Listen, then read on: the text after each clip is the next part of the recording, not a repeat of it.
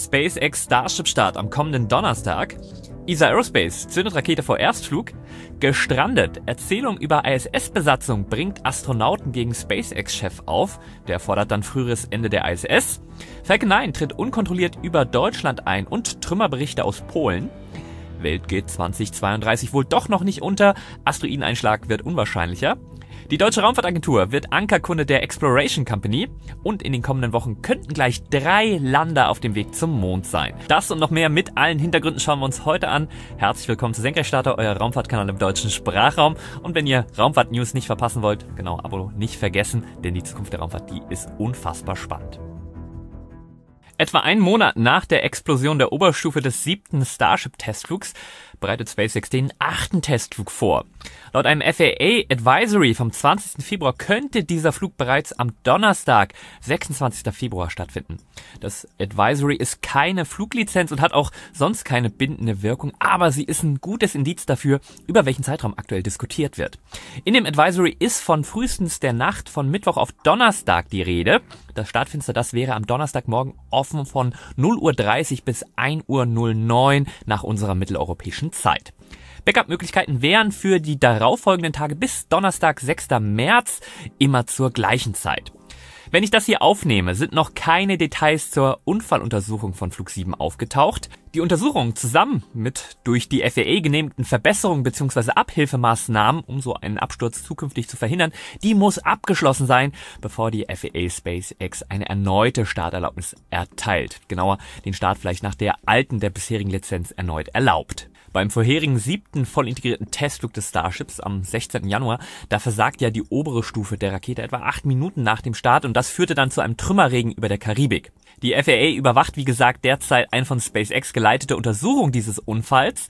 Ja, und obwohl diese Untersuchung noch nicht abgeschlossen ist, deutet aber die Ankündigung eines möglichen Startdatums darauf hin, dass bei der FAA schon davon ausgegangen wird, dass die Untersuchung kurz vor einem Abschluss steht.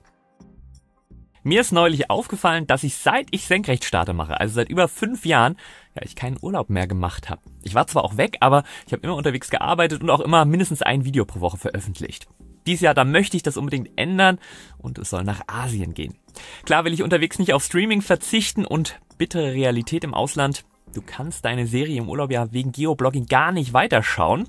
Geoblocking nervt, aber NordVPN hat die perfekte Lösung. Mit nur einem Klick surfst du virtuell wie zu Hause, egal wo du bist oder wo du sein möchtest.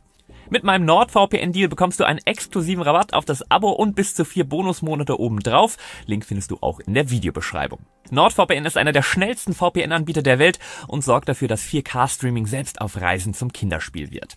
Und wenn du unterwegs auf Reisen im Ausland auf lokalen Webseiten etwas suchst, kannst du dich auch auf den Bedrohungsschutz Pro von NordVPN verlassen.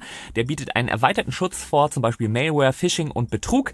Der Bedrohungsschutz Pro, der blockiert aber auch Werbung, damit du reibungslos im Internet surfen kannst. Mit meinem NordVPN-Deal, wie gesagt, zum exklusiven Rabatt noch bis zu 4 Bonusmonate obendrauf. Das Ganze kannst du wie immer bei NordVPN mit der 30-Tage-Geld-Zurück-Garantie ganz risikofrei testen.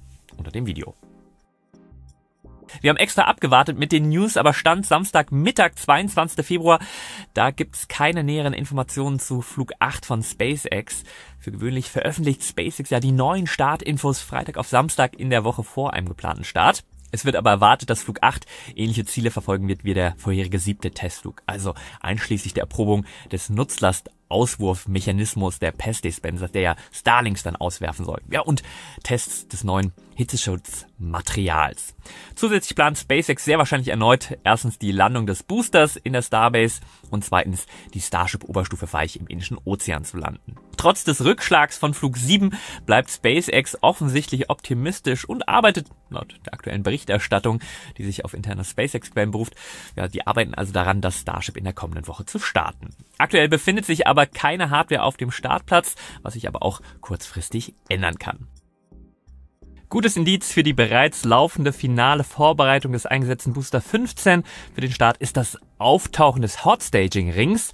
Bisher war das Aufsetzen des Zwischenrings zwischen Chip und Booster einer der letzten Schritte, bevor die Hardware final auf die Startrampe kam. Elon Musk und Donald Trump haben in einem Interview wiederholt behauptet, dass die Rückkehr der Astronauten Sunita Williams und Butch Wilmore auf der ISS aus politischen Gründen unter der Biden-Regierung verzögert wurde. Die NASA und viele Raumfahrtexperten, die widersprechen jedoch dieser Darstellung deutlich. Die NASA hatte bereits im August 2024 bekannt gegeben, dass die Starliner-Kapsel von Boeing ohne Besatzung zur Erde zurückkehren müsse, da es Unsicherheiten bezüglich der Triebwerksleistung gab. Mehrere Triebwerke, die hatten bereits beim Andocken an der ISS versagt. Ein unabhängiges Sicherheitsgremium bestätigte, dass eine Crewrückkehr mit der Starliner-Kapsel zu riskant gewesen wäre.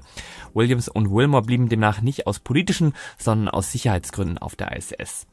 Um ihre Rückkehr zu ermöglichen, wurde die nächste Crew Dragon-Mission, Crew 9, von 4 auf 2 Besatzungsmitglieder reduziert, um Platz für Williams und Wilmore zu schaffen. Damit wurden sie regulär Teil der Langzeitbesatzung und übernahmen die für die Besatzung vorgesehenen Aufgaben. Der Rückflug von Crew 9, der war ursprünglich für Februar 2025 vorgesehen, verzögert sich aktuell aber, da die Folgemission Crew 10 noch nicht starten kann, weil die neue SpaceX Dragon, die eigentlich für diesen Flug vorgesehen war, noch nicht bereit ist. Die NASA entschied sich letztlich stattdessen eine bereits vorhandene Kapsel zu nutzen. Selbst die angeblich gestrandeten Astronauten Williams und Wilmore bestätigten in Interviews, dass sie sich weder verlassen noch gestrandet fühlten. Stattdessen seien sie auf eine längere Mission vorbereitet und auch verpflichtet. Also, auch wenn öfter von gestrandeten Astronauten die Rede ist, die NASA und die Besatzung, die weisen die Darstellung zurück. Die ISS, die hält ja jederzeit eine SpaceX Crew Dragon bereit, die Williams und Wilmore im Notfall zusammen mit Crew 9 zurückbringen könnte. Die Betonung liegt auf Notfall. Eine sofortige Rückkehr, ein sofortiger Rückflug, die würde die Planung der ISS durcheinander bringen, da eine kontinuierliche Besatzung für Forschung und Betrieb notwendig ist. Hatten wir im Übrigen auch schon mal, als es Probleme mit der Soyuz gab. Ist jetzt also gar nicht so ein unbedingt neuer Fall. Williams und Wilmore sind nicht gestrandet, sondern erleben eine ungeplante, aber sichere Verlängerung ihrer Mission. Sie sind gesund und haben ausreichend Vorräte und leisten weiterhin wertvolle Arbeit auf der ISS, bis ihr regulärer Rückflug ansteht. Bemerkenswert auch die Reaktion von Andreas Mogensen, schließlich ein aktiver ESA-Astronaut. Die Aussagen des SpaceX-Chefs bezeichnet er als Lüge. Musk wiederum nannte Mogensen daraufhin einen völlig zurückgebliebenen Idioten. Ob jemand, der völlig zurückgeblieben ist, als erster Nicht-Amerikaner Pilot eines US-Raumschiffs wird oder ISS-Kommandant, darf dann doch bezweifelt werden. Nicht zuletzt seine Funktion als ESA-NASA-Crew-Liaison-Officer mit Büro im NASA-Astronautenoffice in Houston ist ein Indiz dafür, dass er nach allen Maßstäben ein bei ESA und NASA hoch angesehener Astronaut ist. Ob das dann zum Platzen der Hutschnur bei Elon Musk geführt hat, wissen wir nicht. Kurz nach dem Schlagabtausch auf X schrieb Musk dann, es wäre Zeit, mit den Vorbereitungen für die Deorbitierung der ISS zu beginnen. Als Zeitraum schlägt er 2 Jahre vor. Die NASA verfolgt bisher einen strukturierten Übergangsplan, um bis 2030 eine kommerzielle Nachfolgestation für die ISS zu haben. Dann soll ein Deorbit-Vehikel, das 2028-29 zur ISS gebracht werden soll, die Station kontrolliert über den Pazifik herunterholen. Musks Vorschlag, den Zeitplan um 3 Jahre vorzuziehen, der könnte große Probleme für die NASA und internationale Partner verursachen. Die Partnerstaaten haben sich bis mindestens 2030 zum Betrieb der ISS verpflichtet. Ein vorzeitiges Ende würde mit Sicherheit zu erheblichen internationalen Spannungen führen. Ja, und für die Forschung im LEO wäre es natürlich auch der Super-GAU. Ein vorzeitiges Ende würde eine Lücke in der Forschung und der laufenden Programme erzeugen. Selbst optimistische Prognosen rechnen erst ab 2028 mit einer privaten Nachfolgestation. Apropos internationale Kooperation auf der ISS. Beistand bekam der ESA-Astronaut Mogensen, übrigens aus der gesamten Raumfahrt-Community. Konnten wir auch so ein bisschen daran sehen, dass da viel mehr Likes unter seinem Post waren als unter dem Rant von Elon Musk.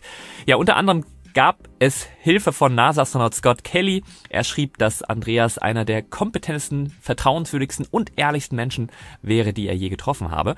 In Richtung Musk schrieb er, dessen Rhetorik sei unerhört und diese Art der Respektlosigkeit habe Mogensen nicht verdient. Einen ungeplanten Wiedereintritt gab es diese Woche auch. Ich hatte bereits über eine Falcon 9 Oberstufe von Starlink-Start L4 berichtet. Nun ist sie unkontrolliert über Europa eingetreten. Dabei ist sie laut dem Astronomen Jonathan McDowell, meine Lieblingsquelle zu Fragen hinsichtlich von Weltraumschrott und Wiedereintritten, kurz vor 4 Uhr morgens am Mittwoch, 19. Februar, über der Irischen See eingetreten. Die auseinandergebrochenen und verglühenden Oberstufenreste, die konnten dann auch über Norddeutschland beobachtet werden. Trümmerstücke wie carbongewickelte Drucktanks, kurz COPVs, die wurden offenbar in Polen in der Nähe der Stadt Poznań gefunden.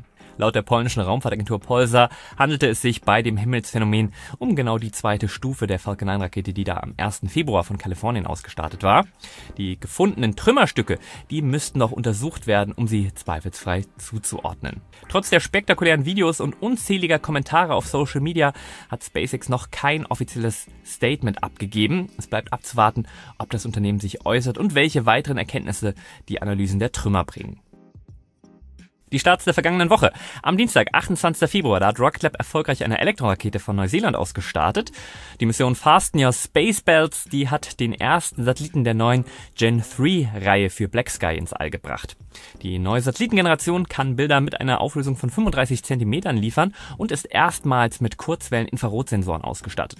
Black Sky hat weltweit Kunden aus den Branchen Verteidigung und Geheimdienst. Am Mittwoch, 19. Februar, da hat SpaceX von der Cape Canaveral Space Force Station eine Falcon 9 mit 23 Starlinks gestartet. Bemerkenswert an diesem Starlink-Start: Zum ersten Mal hat SpaceX dabei eine Falcon 9-Stufe in den Gewässern eines anderen Landes gelandet.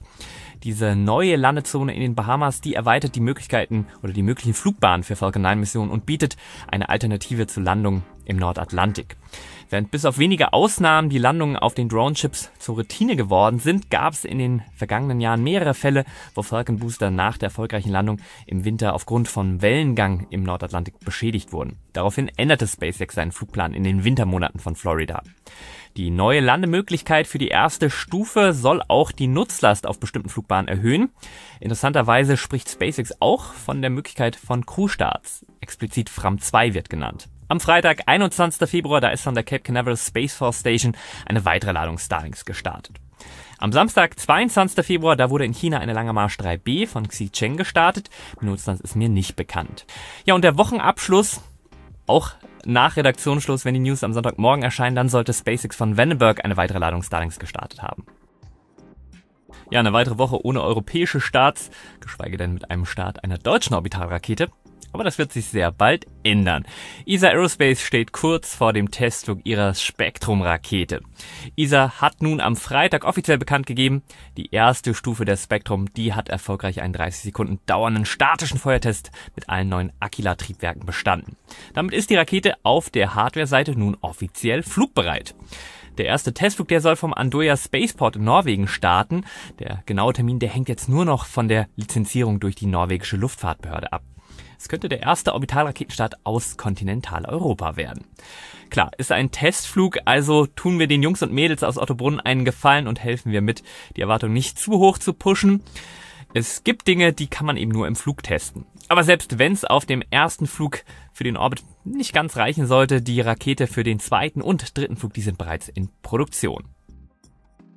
Gute Nachrichten für alle, die sich Sorgen um einen möglichen Asteroideneinschlag im Jahr 2032 gemacht haben. Die NASA hat die Wahrscheinlichkeit eines Treffers durch den Asteroiden 2024 YR4 auf 1:67 gesenkt. Diese aktualisierte Einschätzung, die basiert auf neuen Bahndaten. Kurz zuvor hatte die NASA noch mit 1:32 das höchste Einschlagsrisiko ihrer Geschichte für einen Asteroiden dieser Größe ausgegeben. Der Asteroid, der bewegt sich momentan von der Erde weg. Eine erneute Annäherung, die erfolgt erst 2028. Dann werden neue Beobachtungen mit bodengestützten Teleskopen weitere Klarheit über seine Bahn bringen. Selbst wenn der Asteroid 2024 Y4 keine Gefahr für die Erde darstellt, ist er aus wissenschaftlicher Sicht hochinteressant. Die enge Passage im Jahr 2032, die bietet eine seltene Gelegenheit, einen Asteroiden dieser Größe aus nächster Nähe von der Erde aus zu erforschen.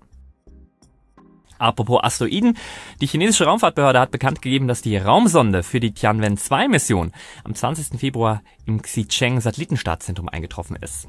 Die ehrgeizige Mission, die wird in der ersten Jahreshälfte 2025 mit einer Langen Marsch 3B gestartet und umfasst die Rückführung von Proben eines erdnahen Asteroiden sowie ein späterer Rendezvous mit einem Hauptgürtelkometen. Tianwen 2 wird zunächst den erdnahen Asteroiden, ich hoffe, ich spreche den richtig aus, Kamo-Oa-Lewa ansteuern. Dieser Himmelskörper, der zwischen 40 und 100 Metern misst, gilt als erdnaher Quasi-Satellit. Wissenschaftler vermuten, dass er möglicherweise ein Fragment des Mondes ist, das durch einen Einschlag ins All geschleudert wurde. Nach 2 japanischen Hayabusa-Missionen und der OSIRIS-REx-Mission der NASA könnte China das dritte Land werden, dem erfolgreich eine Asteroidenprobenrückführung gelingt. Die gesammelten Proben, die sollen dann bis 2027 zur Erde zurückgebracht werden. Die indische Raumfahrtkommission hat die vorgeschlagene Marsländermission der ISRO genehmigt. Die Mars-Lander-Mission, kurz MLM, ist eine zukünftige Mission der ISRO zum Mars, geplant für 2031. Sie besteht aus einem Rover und einer Flugdrohne. Landen soll MLM ähnlich zu den NASA-Rovern Perseverance und Curiosity mit einem raketengetriebenen Skycrane. Auch Italien will zum Mars. Die italienische Raumfahrtagentur ASI hat mit der Entwicklung von einer CubeSat-Mission zum Marsmond Deimos begonnen. Die Mission TASTE für Terran Analyzer and Sample Tester Explorer soll den Marsmond auch mit einem kleinen Lander erkunden. TASTE ist die 10. Mission des Alcor-Programms, das seit 2020 innovative CubeSat-Missionen mit kostengünstigen Komponenten entwickelt. Ihr Ziel: Ermöglichen von schnell einsatzbereiten Missionen für die Erkundung des Weltraums. TASTE soll unter anderem die Herkunft von Deimos erforschen und die mineralische Zusammensetzung der Oberfläche analysieren. Da es sich um eine kompakte und leichte Mission handelt, wird TASTE als Mitflugpassagier an Bord einer größeren Mars-Mission reisen. Die Trägerrakete und das Hauptraumschiff, das wurde noch nicht bekannt gegeben. Ebenso wenig ein Starttermin. Die Deutsche Raumfahrtagentur im DLR hat sich als Ankerkunde für das Forschungsprogramm Microgravitation der NYX-Raumkapsel der Exploration Company verpflichtet. Die wiederverwendbare NYX-Kapsel, die soll in Zukunft Fracht zur ISS transportieren und in der Schwerelosigkeit Experimente ermöglichen. Die Deutsche Exploration Company, die hat ihren Sitz bei München. Bei den DLR Tech Days in Bonn am 20. Februar gab die Raumfahrtagentur bekannt, dass sie einen Vertrag mit der Exploration Company unterzeichnet hat. Damit sichert sich die Deutsche Raumfahrtagentur 160 Kilogramm wissenschaftliche Nutzlast an Bord der ersten NYX-Mission im Jahr 2028. Das DLR ist aber nicht nur beim Jungfernflug 2028 involviert, sondern auch bei der Mission Possible, einem Technologiedemonstrator mit einem verkleinerten Prototypen. Die Mission Possible, die soll noch 2025 mit einer Falcon 9 starten. Die NYX-Raumkapsel könnte ein wichtiger Schritt in Richtung europäische Unabhängigkeit in der Raumfahrt werden. 2024 wurde die Exploration Company von der ESA als eines von 2 Unternehmen für eine Demonstrationsmission zur ISS ausgewählt. Die ESA zielt mit den Fähigkeiten aber auch auf die neuen kommerziellen Raumstationen.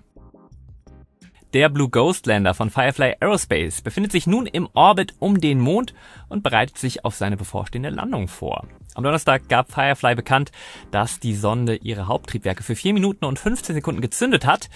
Dieses Lunar Orbit Insertion Manöver, das brachte den Lander in eine elliptische Umlaufbahn um den Mond. Blue Ghost ist Teil von NASA's Commercial Lunar Payload Services, einem Programm zur kostengünstigen Lieferung von Wissenschafts- und Technologieexperimenten zum Mond. Der NASA, der trägt insgesamt 10 NASA-Payloads, mehr als jede andere CLPS-Mission bisher. Unter anderem hat Blue Ghost mit Lister einen Bohrer dabei, der 2 bis 3 Meter tief bohren soll, um den Wärmefluss im Mondboden zu messen. Ja, Blue Ghost bohrt sich hoffentlich nicht bei der Landung 2 bis 3 Meter tief in den Mondboden. Eine weiche Landung ist aktuell für den 3. März geplant. Wir drücken die Daumen. Intuitive Machines hat bekannt gegeben, dass sein neuer Nova-C-Lander mit dem Namen Athena vollständig integriert und bereit für den Start ist. Die Mondlandemission ist auch Teil des NASA's Commercial Lunar Payload Services und soll wichtige wissenschaftliche und technologische Experimente für zukünftige Artemis-Crew-Missionen durchführen. Intuitive Machines war im Februar 2024 mit der Mission IM-1 ja die erste kommerzielle weiche Mondlandung gelungen. Allerdings nach dem Kontakt mit der Mondoberfläche, da kippte der robotische Nova-C-Lander. Alle Instrumente, die blieben funktionsfähig und die Mission, die wurde trotz der Schlagseite als Erfolg gewertet. Dementsprechend hoch sind jetzt die Erwartungen für IM-2. Fun Fact: Mit Intuitive Machines Athena, Firefly's Blue Ghost und dem Hakuto Air Lander Resilience von iSpace wären sogleich 3 Mondländer gleichzeitig auf dem Weg zum Mond. Das ist ein neuer Rekord für die Raumfahrt. Der Start von Athena mit einer Falcon 9 vom Launch Complex 39A im Kennedy Space Center, der ist aktuell für Donnerstagmorgen, den 27. Februar geplant. Ja, und das bringt uns zu den Starts der kommenden Woche. Vorher aber noch kurz ein Dank an die Senkrechtstarter Schutzengel, also alle Menschen, die den Kanal regelmäßig monetär unterstützen. Wenn auch du dabei mithelfen möchtest, den deutschen Sprachraum aktiv für Raumfahrt zu begeistern, genau unter dem Video gibt's einen Link zur YouTube-Kanalmitgliedschaft. Als kleines Dankeschön gibt's ja alle meine Videos vorab und ohne Werbung. Die Starts der kommenden Woche im Schnelldurchgang. Montag, 24. Februar, Falcon 9 von Cape Canaveral Space Force Station an Bord Starlings. Ja, und dann in der Nacht von Mittwoch auf den Donnerstagmorgen, ganz früh mit 12:30 nach unserer mitteleuropäischen Zeit, also kurz nach Mitternacht, eventuell Starship Flug 8. Ich mache natürlich einen Livestream und wäre dann spätestens ab Mittwochabend 22 Uhr live. Kurz darauf, auch am Donnerstagmorgen, aber andere Seite von den USA, Kennedy Space Center in Florida mit einer Falcon 9, die Mondlandemission IM-2 von Intuitive Machines.